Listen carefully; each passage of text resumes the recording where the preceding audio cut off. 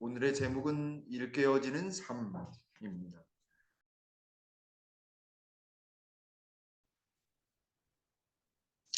먼저 하나님의 말씀 베드로 후서 1장 12절로 15절 중에 12절과 13절에 있는 말씀 보도록 하겠습니다.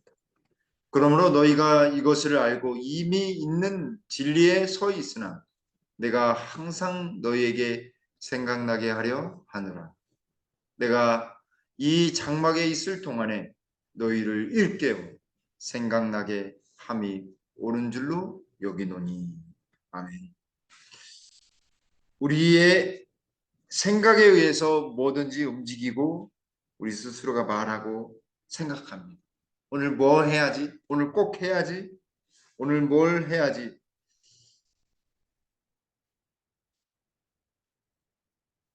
그런데 생명은 언제나 어디를 향해 가는지 아십니까? 생명, 살아있는 것들은 어디를 향해 가냐면 이상하게도 하늘을 향해 가요. 위쪽. 식물들이요. 새싹들이 땅에 있다가 하늘로 이렇게 쭉 갑니다. 살아있는 움직이는 동물들을 한번 보시면 땅 속에 있지 않고요. 살아 움직이기 때문에 항상 땅 위에 있습니다. 땅 위에서 잠자는 시간 외에 어떻습니까? 사람 같은 경우에는 딱 서 있습니다. 산 사람만이 서 있을 수 있습니다. 이 책 제목이기도 했는데 이 말을 폴 발레리라고 하는 사람이 했다고 합니다. 생각하는 대로 살지 않으면 사는 대로 생각한다. 아주 딱. 그래서 이 책 이름 때문에 저도 그 책을 샀는데요. 책 내용은 이게 좋은 이야기들로 가득했었습니다. 생각하는 대로 살지 않으면 사는 대로 생각하게 되어 있습니다. 우리가 하는 모든 행동과 말 속에 담겨진 힘이 굉장히 크다라고 할 수 있습니다. 그래서 우리가 의도적으로 살지 않으면, 의도적으로 말씀과 기도로 생활하지 않으면 사는 대로 우리가 생각하게 되어 있습니다. 그래서 하늘을 향해 가려면 언제나 하늘을 생각하고 하나님의 뜻을 귀담아 들으려고 하고 예수님과 동행하려고 하는 의도적인 삶이 필요한 것입니다. 그래서 아침 시작하면서 하루를 시작할 때는 아침에 무슨 생각을 하느냐에 달려있고, 그 하루가 또 한 달은 올 초에 어떤 생각으로 한 달을 시작하느냐, 그게 굉장히 중요합니다. 그리고 1년을 한번 생각해 보십시오. 올해는 어떤 다짐으로 어떤 생각을 보내야 할까라고 이렇게 하면서 새해 소원도 빌어보고 하나님께 빌어보고 계획도 짭니다. 근데 왜 생각이 중요한가?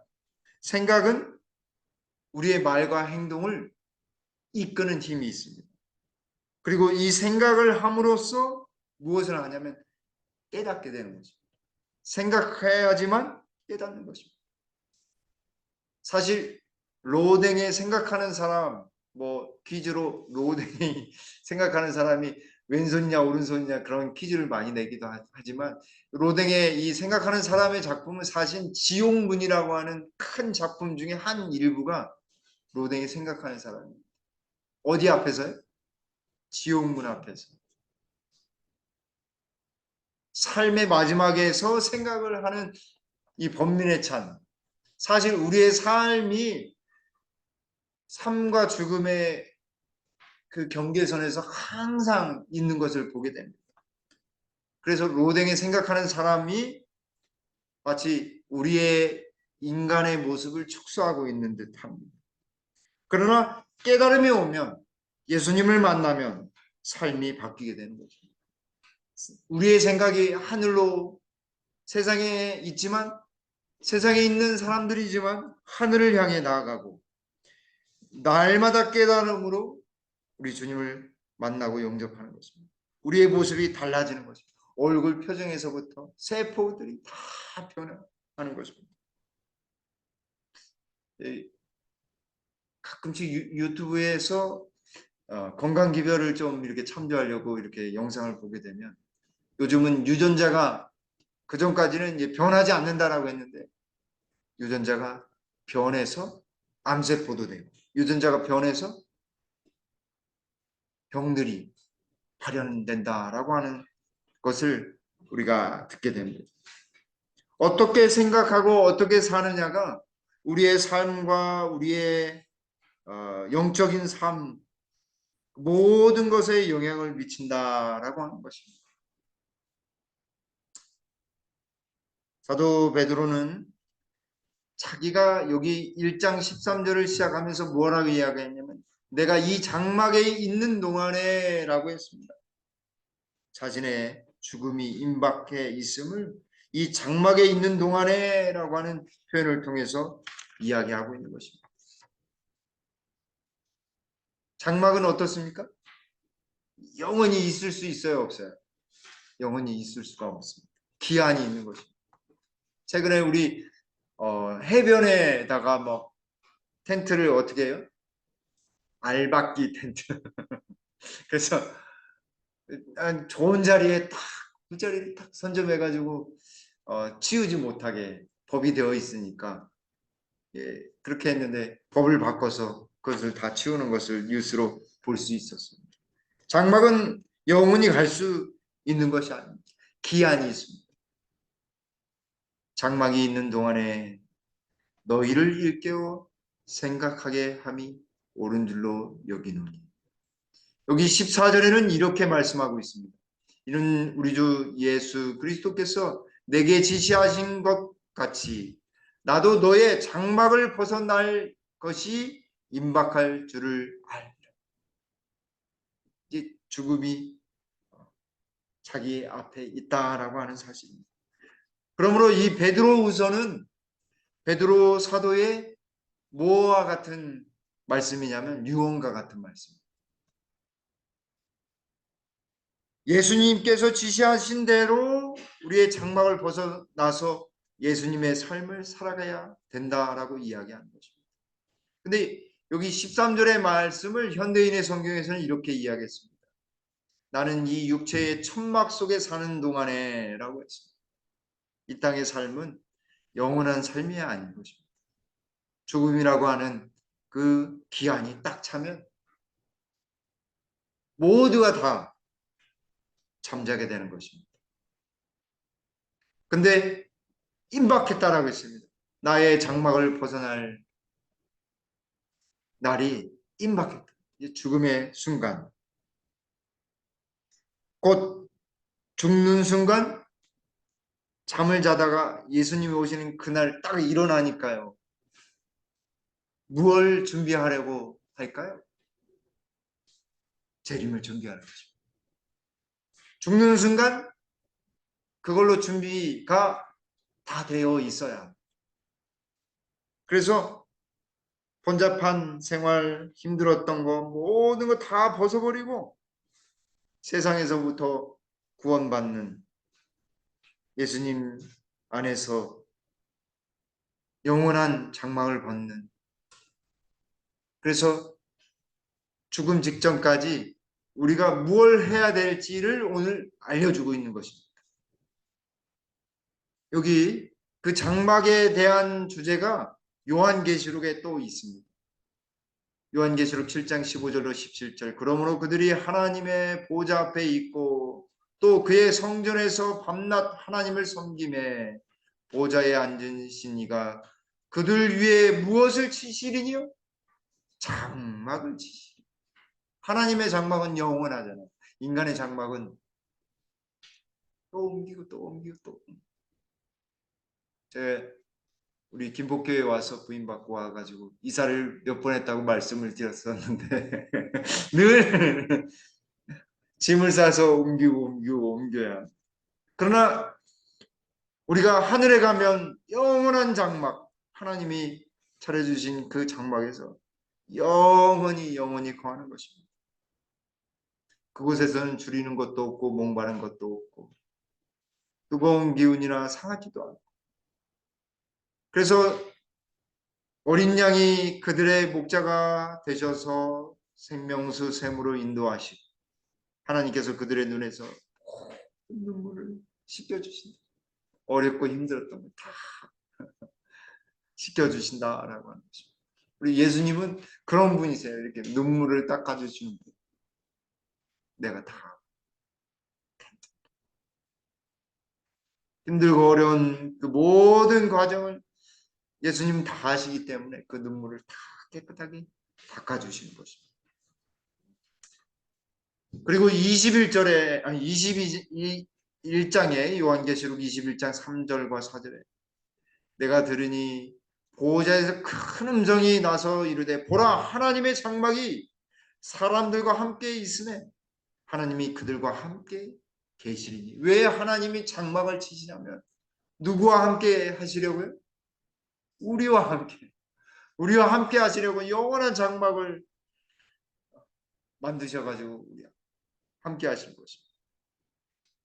출애굽 당시에도 이제 여호와 하나님께서 모세를 통해서 이 성막 성소를 지으라고 말씀하시면서 뭐라고 말씀하십니까? 내가 그들 중에 거할 성소를 짓되라고 말씀하셨습니다. 하나님의 함께 하시고 그들과 거하시기 위해 성막을 주셨고 요한복음 1장에 보면은 그 하나님이 성육신하셨다고 했어요. 거하셨다라고 했어요. 말씀이 우리와 함께 거하십니다. 그 거했다라고 하는 말씀이 장막을 치셨다라고 하는 말씀입니다. 그래서 예수님의 이름이 무엇이에요? 네 글자. 임마누엘. 장막을 치신 이름이에요. 임마누엘. 근데 화인 여사께서 임마누엘 되시는 그리스도 예수님 이렇게 표현할 때는 꼭 앞에다 무슨 수식어를 붙였냐면 십자가에 피 묻은 깃발 아래 있는 임마누엘이라고 이렇게 딱 묘사하셨어요.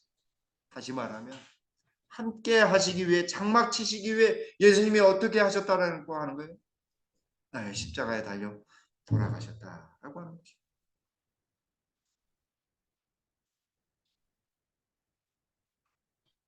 그러니 이제 베드로의 심정이 어떤 심정인지 이해하시죠? 이제 장막이 다 끝날 판국인데 이제 영원한 장막 속에 거해야 될 우리 모두가 무슨 소망이 있어야 하겠습니까? 예수님의 네, 재림의 소망을 가지고 있어야 합니다. 하나님이 영원히 우리와 함께 하시기 위해 하나님의 장막이 거할 그때 모든 눈물을 그 눈에서 닦아주시고 사망이 없고 애통하는 것, 곡하는 것, 아픈 것이 다시 있지 아니하리니 처음 것들이 다 지나갔습니다. 하나님의 장막에서는 아픔, 고통 그런 거 모든 것이 없는 것입니다. 우리 특별히 김포교회 모든 성도님들 영육간에 강건하기를 하나님의 장막 안에 거하는 모든 사람들이 이런 기쁨의 정말 회복의 경험이 온전히 있게 되길 간절히 바랍니다. 두 번째는 재림의 소망 안에 있는 사람들은 이미 진리에 서 있는 자들이다라고 하는 것입니다. 예수님을 믿는 사람들은 이미 진리에 서 있는 사람들이에요. 어떤 것에서도 흔들리지 않는 것입니다. 그래서 여기 베드로후서 1장 12절을 공동번역 성경에는 여러분이 받은 진리를 굳게 간직하고 있을 터이지만 이렇게 진리에 서 있다라고 하는 표현을 이렇게 표현했습니다. 굳게 간직하며 있는 것. 뭐가 가장 여러분은 두려우세요? 한 여사는 이렇게 말했습니다. 이 복음 교육자와 선교사에게 보내는 권면 31쪽에 우리는 주께서 우리를 인도하신 길을 망각하는 것 외에 미래에 대해 두려워할 필요가 없다. 왜 그럴까요? 지금껏 예수님이 그리고 우리 주님이 인도하신 순간순간 그 은혜를 기억해야 한다 이 말입니다. 망각하면 어떻게 돼요? 미래는 없는 것입니다. 그래서 반복해야 돼요. 진리를 반복해서 읽고 하나님의 말씀으로 다시 돌아가고 다시 기도하고 다시 일어나는 것입니다. 비록 넘어질지라도 의인은 다시 일어나는 것입니다. 7번 넘어질지라도 의인은 8번 일어나는 것입니다. 주님께서 우리를 인도하신 그 길을 망각하는 것, 그것 외에 미래에 대해 두려워할 필요가 없다. 예수님이 없는 삶을 살면 얼마나 두려울까요? 요한복음 14장 6절에 예수께서 이렇게 말씀하셨습니다. 예수께서 이르시되 내가 곧 길이요 진리요 생명이니 나로 말미암지 않고는 아버지께로 올 자가 없느니라. 예수님밖에 없어요. 우리 아무리 사람이 좋고 목사님이 훌륭하다 할지라도 구원을 주지는 않습니다. 구원은 예수님께만 있는 것입니다. 아무리 좋은 능력이 많은 사람이라 할지라도 그 사람이 생명을 줄 수 있는 것은 아닙니다. 오직 예수님께만 답이 있는 것입니다. 그래서 항상 뭔가 마음이 막 흔들리거나 아니면 뭔가 이렇게 새로운 기별이 왔는데 마음이 이렇게 꺼림직하시면 예수님께 물어보셔야 돼요. 성령님을 통해서 말씀을 다시 돌아가서 그런가 살펴봐야 해요. 왜냐하면 예언된 교회로서 제7회 안식 예수 재림교회 이외에 다른 교회는 없습니다. 근데 자꾸 뭔가 새로운 기별이 있는 것처럼 보이는데 없어요. 그리고 화인 여사 글을 자기의 주장인 양 이렇게 펼쳐가지고 자기가 다 깨달은 양 이야기하는 사람들이 있는데 그것조차 우리는 좀 두려워할 필요가 있어요. 정말 예언의 신을 연구한 사람들은 그렇게 주장하지 않습니다. 더 겸손하고 말씀에 대하여 더 말씀 앞에서 항상 겸손한 거죠. 여기 시편 25편 5절 말씀에 주의 진리로 나를 지도하시고 교훈하소서. 주는 내 구원의 하나님이시니 내가 종일 주를 기다리나이다. 시편 기자들이 얼마나 예수님 하나님을 사랑했는지 여기 알 수 있어요. 주님의 진리로 나를 지도하시고 다시 말하면 예수님께서 우리를 지도해 주시고 교훈해 주시고 내 구원이 하나님께 있습니다. 종일 예수님과 함께 하기를 원합니다. 라고 하는 것입니다. 그러니까 비가 와도 예수님과 함께하면 즐겁죠. 비가 와도 염려되는 부분도 있지만 하나님께서 함께 하시니까 너무너무 감사할 따름인 것입니다. 우리를 지도하시고 교훈하시는 분은 하나님이시요. 그리고 그 지도와 교훈은 하나님의 말씀인 이 성경 말씀, 진리의 말씀으로만 가능한 것입니다. 시편 31편 5절에도 내가 나의 영을 주의 손에 부탁하나이다. 진리의 하나님 여호와여 나를 속량하셨나이다. 진리의 하나님 여호와. 요한복음 14장에서도 내가 길이요 진리요 생명이라고 말씀하셨는데 여기 진리의 하나님이요 누구실까요? 어떤 하나님이실까요? 아들 하나님, 그분이 우리를 속량하셨다고 하는 것입니다. 성령의 큰 능력의 손으로 우리를 인도하여 주시는 것입니다. 왜냐하면 예수님께서 성령 하나님 이 사람 인도해 주십시오. 능력으로 인도해 주십시오. 그리고 회복이 필요합니다. 인도해 주시고. 그래서 예수님이 중보 사역하고 계세요. 왜냐하면 예수님도 우리와 함께 하시지만 우리 안에서 그리고 우리 마음속에서 역사하시는 분은 성령 하나님이시기 때문에 그렇습니다. 우리 안에서 역사하시는 분은 성령이시요 하늘 보좌에서 우리를 위해 중보하시는 분은 누구세요? 대제사장이신 예수 그리스도이십니다. 두 분이 합심하셔가지고 우리의 구원 사역을 위해서 열심히 기도하세요. 근데 정작 우리는 어때요? 우리 주님보다, 우리 성령 하나님 로마서 8장에서 말할 수 없는 탄식으로 우리를 위하여 기도하신다라고, 간구하신다라고 말씀하셨어요. 우리는 이미 진리에 서 있는 자로서 그분의 말씀을 듣고 오직 예수님만을 바라봐야 하겠습니다. 여기 목사에게 보내는 권면 419쪽에 모든 것은 그리스도의 모본에 비추어 보아야. 뭔가 이렇게 했을 때 문제가 왜 생기냐면요. 그리스도께로 비추어 봐야지만 되는데 어디로 생각해요? 우리를? 공부한 사람들이 어떻게 생각? 이 생각은 내 생각은 맞아. 이게 공부하면 할수록 이게 더 교만해지는 것 같아요. 근데 하나님이요. 하나님 말씀 앞에 그리고 그리스도 앞에 딱 진짜 경험하게 되면요. 정말 하나씩 겸손해집니다. 그래서 예수님의 모본에 비추어보고 예수님이시라면 어떤 말씀하실까? 예수님이시라면 어떻게 생각하실까? 예수님이시라면 이렇게 항상 빗대어 우리 모두가 생각해야 하겠습니다. 왜냐하면 예수님은 진리이시기 때문에 그렇습니다. 진리이시.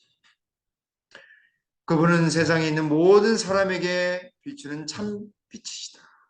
그분의 말씀을 듣고 자기 부정과 자기 희생에 대한 그분의 모본을 받으며 그분께서 그대에게 나눠주시기 위해 소유하고 계신 성품 안에 있는 영광을 얻기 위하여 그리스도의 공로를 보라. 결국 그렇게 하는 이유가 왜 해야 되냐면 우리의 성품이 변화되기 위해서, 그리스도와 같은 성품으로 변화되기 위해서 그런 것입니다. 그래서 예수님의 공로 뭐예요? 우리를 구원하신 십자가의 은혜로 구원하신 것을 늘 날마다 바라보는 것입니다.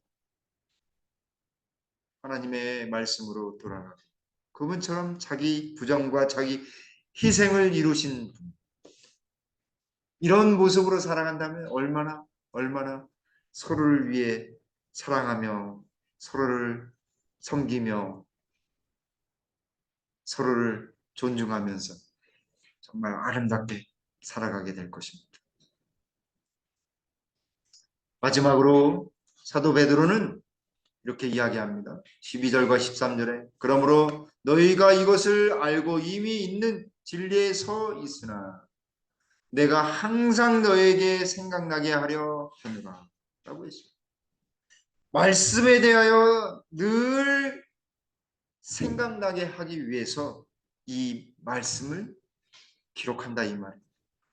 그리고 13절에 내가 이 장막에 있을 동안에 너희를 일깨워 생각나게 함이 옳은 줄로 여기노니.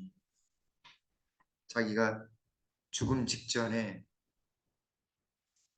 끝까지 죽기 전까지 어떻게 해요? 일깨워서 생각나게 하기 위해서 이렇게 쓴다 이 말이에요.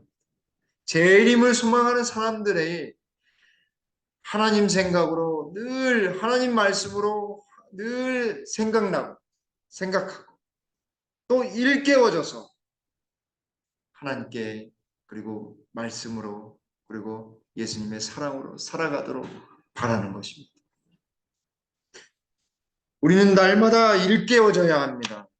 예수 그리스도로 말미암아 일깨워지고 하나님 말씀으로 일깨워지고 또 성령으로 일깨워져서 하늘을 생각하고 예수님을 생각하고 하나님 말씀을 생각하는 그런 사람이 되어야 하겠습니다. 베드로가 닭이 울던 그때에 3번 울던 그때 그의 마음이 어떻게 됐을까요? 저는 완전히 산산조각이 났다라고 생각합니다. 그리고 시대의 소망에 있는 말씀처럼 예수님이 막 너 잘못했지 막 이렇게 혼내는 눈빛이 아니라 정말 불쌍히 여기는 마음, 측은히 여기는 마음, 죽음 앞에서 어쩔 줄을 몰라 하는 이 베드로, 자신을 저버리고 부인하던 그 베드로에게 가장 측은하고 사랑의 마음으로 그 눈빛으로 바라본 그 눈빛을 베드로는 기억하고 있을 것입니다. 베드로를 책망치 아니하시고 언제나 극진한 사랑으로 그들을 사랑의 십자가의 사랑으로 일깨워 주신 예수님. 그래서 우리도 일깨워져야 하는 것입니다. 마다 일깨워지고 또 새롭게 일깨워지고 예수님으로 말미암아 일깨워지고 또 일깨워지는 것입니다. 우리가 너무나 잘 아는 니고데모가 예수님께 와서 하나님 나라에 대해서 물었습니다. 그렇게 되자 예수님께서 뭐라 말씀하셨어요? 거듭나지 아니야. 거듭나지 아니야. 하나님 나라를 볼 수 없는 말씀하셨어요. 사람이 물과 성령으로 나지 아니하면 하나님 나라에 들어갈 수 없느니라. 일깨워지 거듭나면 온전히 매일매일 우리의 마음이 예수님과 함께하는 마음으로 거듭나지 아니하면, 진리로 일깨워지지 아니하면 안 된다 이 말입니다. 베드로 후서 3장 1절로 2절에 왜 베드로 후서를 쓰는지 베드로 사도는 이렇게 이야기합니다. 사랑하는 자들아, 내가 이제 이 둘째 편지를 너희에게 쓰는 이 두 편지로 너희의 진실한 마음을 일깨워 생각나게 하여 곧 거룩한 선지자들이 예언한 말씀과 주 되신 구주께서 너희의 사도들로 말미암아 명한 것을 기억하게 하려 하노라. 다시 말하면 2절 말씀은요, 구약 성경에 있는 말씀과 신약에 있는 신약 성경의 말씀으로 늘 날마다 기억하고 반복하고 어떻게 해야 된다라고 하는 거냐면 일깨워지고 생각하는 것입니다. 날마다 깨어지고 생각나서 하나님의 말씀으로 말미암아 진실된 말씀으로 말미암아서 마음이 완전히 변화되는 것입니다. 증언부감 1권 376쪽에 만일 우리의 지각력이 일깨워져서 우리의 구원을 위한 우리 주님의 놀라운 사업에 동참할 수 있다면 깊고 열렬한 사랑이 우리의 마음을 불태울 것이다. 일깨워져야지 정말 구원의 그 감동적인 은혜로 다시 일깨워져야지 우리의 놀라운 변화가 시작되고 우리 김포교회가 새롭게 뜨거운 사랑으로 불타오르게 될 것입니다. 저와 여러분들이 더욱 일깨워져서 우리의 말씀, 하나님의 말씀을 온전히 사랑함으로 뜨거운 사랑을 간직하는 우리 모두가 되길 간절히 바랍니다. 그렇게 되면 어떻게 되느냐? 어느 때나 이런 것을 생각나게 하려, 어느 때나라고 하는 말씀을 개역 성경에는 필요할 때라고 했습니다. 아주 가장 적절할 때에 우리의 머리에 우리의 마음에 생각나서 우리가 권면하거나 아니면 힘을 다시 얻을 수 있게 되는 것입니다. 제가 3학년 때에 기숙사에 한 아주 이렇게 약간 목소리도 이렇게 굵고 이 고려대학을 나오신 분이 기숙사의 신학과에 편입하셨어요. 그분이 간증을 하는데 아주 감동 깊은 간증이었습니다. 그분이 데모로 유명했던 사람이라고. 맨날 으쌰으쌰 데모하면 공부도 안 하고. 근데 주 목적은 뭐냐면 자기네들의 의사를 관철시키는 거죠. 근데 어느 날 밤에 데모하고 이제 가는데 전도지 한 장, 긴 전도지 한 장을 봤는데 거기에 세상 역사가 들어있더라고요. 다니엘, 요한계시록, 긴 옛날에 그 전도지 흑백으로 된 긴 전도지가 있었잖아요. A3 긴 전도지. 그거를 주워오게 됐는데 이게 뭘까 펼쳐놨는데 바벨론서부터 쭉 해서 다니엘의 그 예언이 쭉 설명하는데 처음서부터 끝까지 너무 술술 읽히더라고요. 그리고 뒤에를 넘겼던 요한계시록이 딱 있어요. 요한계시록 생전 처음 접했던 그래서 그걸 들고 그 전도지에 도장이 찍힌 그 교회에 연락하고 다니엘 요한계시록을 다시 처음서부터 쫙 배우고 회심의 경험을 하고 이 전도지 한 장 때문에 그가 변화되고 그의 가정이 완전히 하나님 안으로 들어오게 되었습니다. 전도지 한 장, 말 한마디, 따뜻한 격려. 그것이 별로 위력을 떨치지 못할 것처럼 보이지만 이 에베소서 3과에 지금 배우고 있는데 기억절의 말씀처럼 큰 위력을 가지고 있다는 사실. 사랑하는 성도 여러분, 한 장으로도 한 문장으로도 우리는 일깨워질 수 있습니다.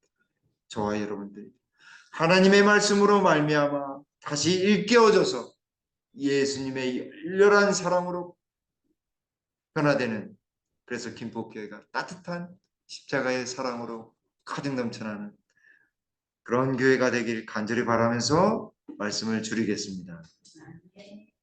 아버지 하나님, 우리가 날마다 일깨워지고 성령의 거듭난 경험할 수 있도록 주님 인도해 주시옵소서. 말씀을 펴서 연구하게 하시고 무릎을 꿇고 기도하게 하셨습니다. 하나님과 동행하는 삶 날마다 경험하게 도와주시옵소서.